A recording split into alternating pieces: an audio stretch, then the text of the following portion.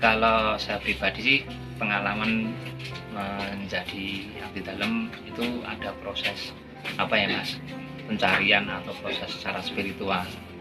Jadi saya memang dari SMA lah, masih muda, belum menikah, itu memang suka tirah atau tirakat atau nenepi di tempat-tempat yang sakral menurut orang-orang tua zaman dulu. Nah, kebetulan waktu itu saya memang mau apa gitu untuk ke depan itu, maksud saya seperti ini terus atau bagaimana saya bisa menjadi manusia yang bermanfaat lah istilahnya itu. Nah, suatu saat saya di salah satu sendang di Jogja dan di daerah Bantul itu sangat terkenal sih sebenarnya, sangat familiar. Di sana saya melakukan tirakat atau melek di sana itu selama 40 hari. Tetapi sebelum sampai 40 hari, baru hari ke-17-an, hari 17 kurang lebih, itu saya mendapat bisikan itu loh Mas. Nah, bisikan itu bahasa Jawanya seperti ini: mlebu jero nek arep menep gitu. Jadi masuklah ke dalam kalau kamu mau mengendap. Nah, saya masih bingung artinya itu apa. Maka saya untuk memastikan itu apa atau memecahkan teka-teki itu apa, itu saya ke salah satu makam leluhur Mataram, itu di daerah Wotgaleh atau makamnya yang Purboyo. Nah, di sana secara spiritual saya langsung istilahnya saya berkeluh kesah di sana. Ini saya mendapatkan sanepo atau sasmito atau kode ini apa. Setelah itu kok tahu-tahu penglihatan batin saya itu melihat beliau itu menunjukkan beliau memakai busana seperti ini, baju Jawa lurik, kalau saya bilang lurik, warnanya coklat, terus jariknya itu coklat tapi latar putih.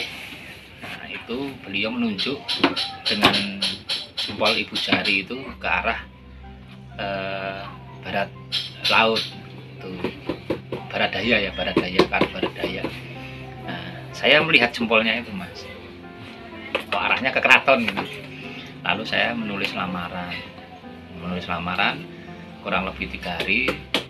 Terus karena di lamaran itu intinya saya ingin nyuwito atau saya ingin berbakti pada keraton. Saya tinggalin nomor telepon saya. Akhirnya 3 harian itu saya dibel langsung. Terus di wawancara lah istilahnya, diwawancara. Setelah itu ditempatkan di Caosan Butulan sampai sekarang.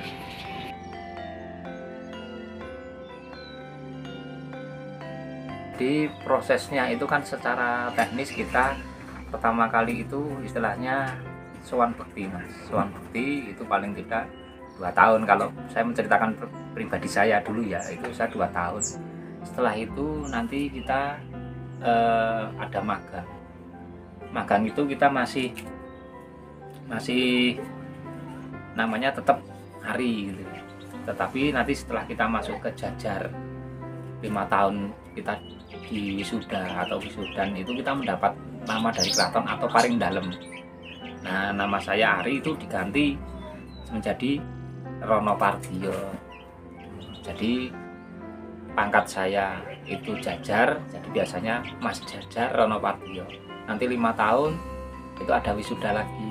Nah, misalnya saya mengajukan dan saya katut atau ikut, nah itu nanti menjadi Mas Bekel Anom Rono Pardio. Nanti 5 tahun lagi menjadi Mas Bekel Sepuh Rono Pardio. Nanti 5 tahun lagi Mas Lurah Rono Pardio. Nah, itu seperti itu tuh. Namanya tetap Rono Pardio, paring dalem saya. Nama KPP Ari, nama paring dalem di keraton saya Rono Pardio. Menarik sekali. Dan itu sesuai dengan job disk Mas, tempat jaga.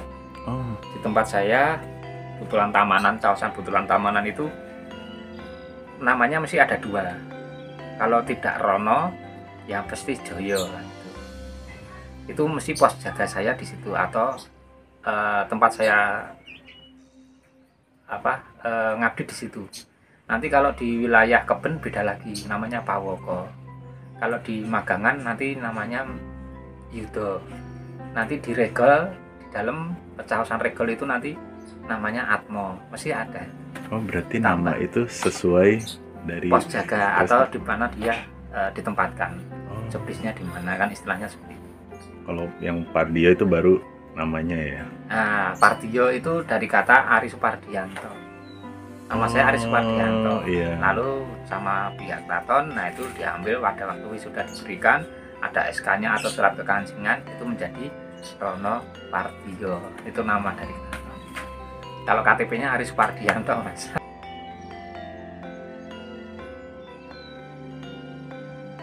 Bagi saya pengalaman yang secara nyata fisik itu, saya bisa berdekatan dengan Ngerso Dalem. Itu baru 2 kali, Mas. Berdekatan itu kurang lebih jaraknya 2 meter 3 meter. Saya melihat langsung Ngerso Dalem seperti itu ya. Karena pintu gerbang harus saya buka dan kebetulan beliau Ngerso Dalem melampah atau jalan kaki, miyos atau tindak keluar yang seperti itu, keluar dari keraton itu. Pas ada kepentingan itu, saya bisa berdekatan melihat langsung. Dan ke rumahnya Ngerso Dalem itu ya baru 2 kali ya, Mas. Pas beliau mantu ya, itu ada hajat pernikahan putri beliau, putri Ngerso Dalem itu pengalaman yang secara nyata kan. Dan beliau itu terkenal ramah sekali ya. Sangat ramah. Perbohonya juga menakjubkan. Kalau saya karena beliau seorang yang Raja Jawa ya, istilahnya Raja Jawa ya, karena beliau istilahnya raja saya ya sangat familiar. Bahkan dari raja atau Ngerso Dalem sampai ke putra-putra, sampai ke petinggi atau ke tepas, kalau sesama kita itu malah memanggilnya konco, konco, bukan nama tapi konco. Artinya kita kan sebagai, kalau bahasa Jawanya konco itu kan teman. Jadi bukan non sewu ya, atau mohon maaf bukan batur atau yang lain, enggak, tapi konco. Bahkan putra Ngerso Dalem, wayah Ngerso Dalem itu kalau manggil kita konco, konco kan boleh. Jadi nggak memanggil nama, misalnya saya Ari atau Rono Pardio, panggilan paling dalam saya enggak, tapi konco. Karena saking banyaknya abdi dalem kan nggak mungkin hafal juga. Tetapi beliau sebenarnya sudah memberikan contoh kalau memanggil teman itu konco.